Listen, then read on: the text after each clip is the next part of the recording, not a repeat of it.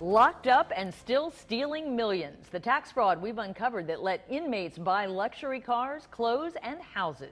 Carol, this is just amazing. A story you'll see only on 9. We're going to show you how inmates are stealing from the government, frequently getting bigger tax refunds than you do.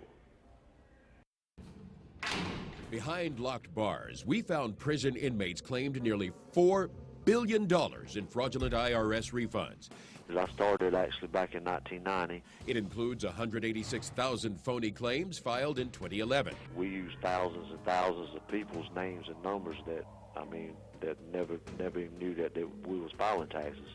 The latest figures released by the Inspector General for Tax Administration, Jackie Reardon, it happens every filing season. Is a former IRS criminal investigator. Once you've actually gotten money, gotten a refund for a fellow inmate, word spreads pretty quickly that, you're the person to go to. Inmates like Brandon Mace.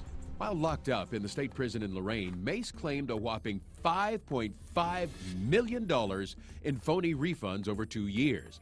The IRS sent one check to a post office box Mace created. John Siegel is a federal prosecutor. He had timed it so he could pick it up after he got out of prison. He got out of prison. By the time he got there, the post office had sent the check back, and it was a $207,000 check IRS had, the Treasury Department had issued. Siegel also prosecuted Michael Murdoch, a convicted killer. There were 77 returns claiming about $83,000. There were another 20 returns which were about to go out. Ronald Wells also serving time for murder.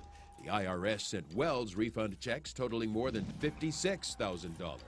In 2009 alone, more than 1,400 Ohio inmates filed fraudulent claims. So how easy is it? We reached Dwayne Selvey inside the federal prison where he's locked up again after violating parole. It was about one of the easiest things I've ever done in my life. Selvey claims he spent years ripping off taxpayers to the tune of nearly $4 million from his jail cell. When I first started off, I didn't even use a W-2 form. I just used a piece of paper and wrote down like I was the owner of the company. And lived it up after being released. A few Cadillac Escalades was bought, a couple lake homes. I probably spent $50,000 just on clothes and stuff. We found the IRS was first warned back in 2005. It needs to do more to stop millions in fraudulent refunds, according to this Inspector General report. The agency declined a request for an interview. But just this past February, the Inspector General for Tax Administration issued a new warning.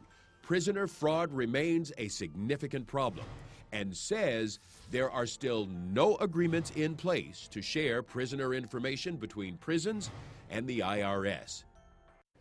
The IRS did send us a statement that says it stopped $2.5 billion in fraudulent refunds to prisoners, more than a 10% increase over the previous year. Ohio's prison system also declined to talk about inmate fraud, but did say it sends prisoner names and social security numbers to the IRS every September.